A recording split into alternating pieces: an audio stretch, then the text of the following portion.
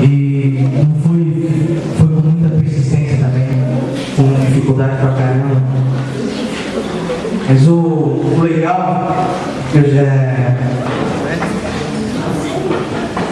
é que, bom, Aristóteles, lá na Grécia Antiga, ele falou: o primeiro e fundamental traço ou imperativo da figura ética do homem é ser feliz. Na Grécia, lá na Europa. Dalai Lama, lá no Tibete, no Oriente, fala que é desejo de todos nós buscar a felicidade e evitar os sofrimentos. Esse desejo, portanto, é um direito. Todos nós temos direito a ser felizes. Ele disse isso lá no Oriente, do outro lado do planeta. Henrique Busso, filósofo sul-americano, diz que a ética é o conteúdo da vida humana. E que a primeira obrigação de qualquer ação que a gente tome, de qualquer norma que a gente realize, de uma escola, de um clube, de um grêmio, de um movimento jovem, de uma prefeitura, de um governo, é a obrigação de produzir, reproduzir e desenvolver a vida humana concreta de cada sujeito humano. É o valor da vida humana de cada ser humano, de cada um de nós. Diferentes partes do mundo, em diferentes tempos, tem gente falando a mesma coisa. E nós estamos aqui para ser felizes. E é aí que o nosso conflito ele começa. Como ser feliz?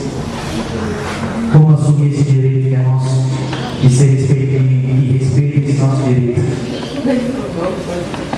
Nosso conflito começa quando mais de 124 milhões de sul-americanos são desesperadamente pobres. Mais de 51 milhões de pessoas espalhadas pelo nosso continente são consideradas pela Organização das Nações Unidas como indigentes. Tem lá filmar aqui? Isso é Miguel Arcanjo. Filmar lá pra trás. Uma escala que vai de 1 a 5, segundo o Estado de São Paulo, Fundação SEAD, quando 1 representa melhores indicadores sociais e 5 representa piores indicadores sociais relativos à saúde, educação e níveis de renda do cidadão, nós estamos no nível 5. Nós possuímos um dos piores índices de educação, de saúde e de renda do Estado de São Paulo.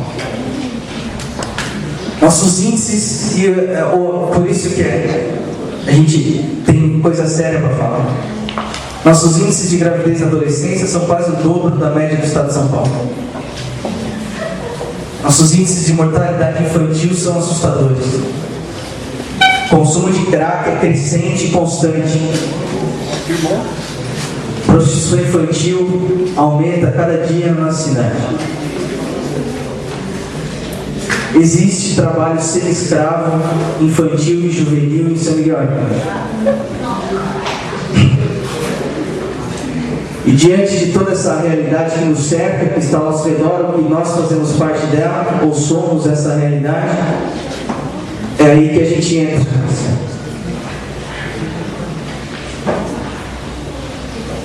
Nós não somos seres que estamos aqui simplesmente para viver como animal. Nós somos seres que existimos.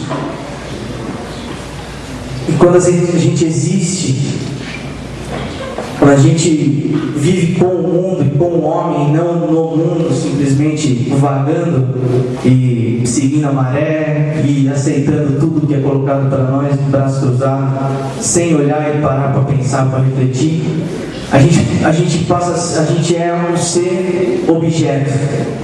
Um objeto que só repete o que vem até nós. Mas o ser humano, a gente não está fadado a ser objeto, nós somos sujeitos. Sujeitos que refletem sobre o que chega até nós. Sujeitos que se integram ao mundo e não caminham no mundo, são o mundo. Nós somos seres que estamos a quem o imobilismo ameaça de morte. Nós não somos objetos, nós somos sujeitos.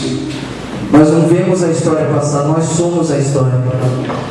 Quando a gente deixa de ser objeto, se torna sujeito, se integrando no mundo, e quando a gente para de olhar a história e passa a ser a história, a gente passa a ser sujeito histórico. E quando a gente se integra no mundo e começa a atuar no social, que é o que move todos nós, quando a gente entende que é um ser coletivo, a gente passa a ser sujeito sócio-histórico, transformador da realidade. A minha parte é para isso que eu estou aqui hoje.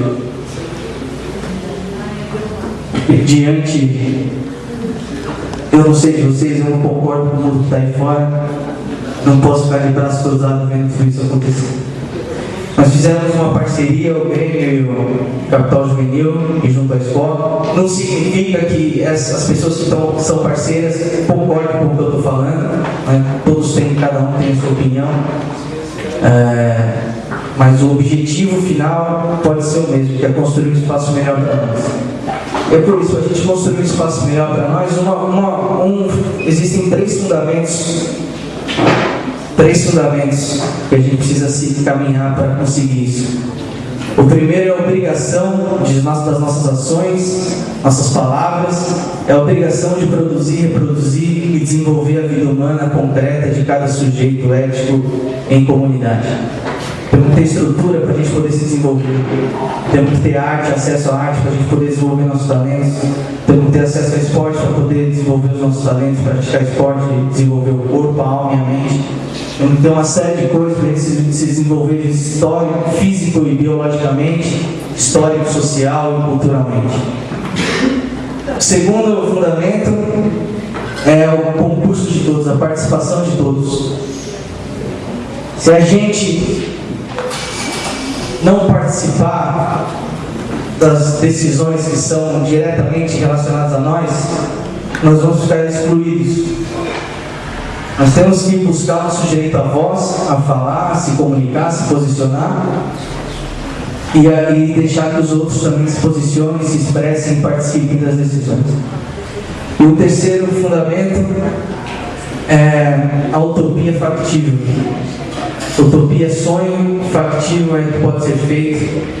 Então, buscar em conjunto, com o concurso de todos, um sonho possível.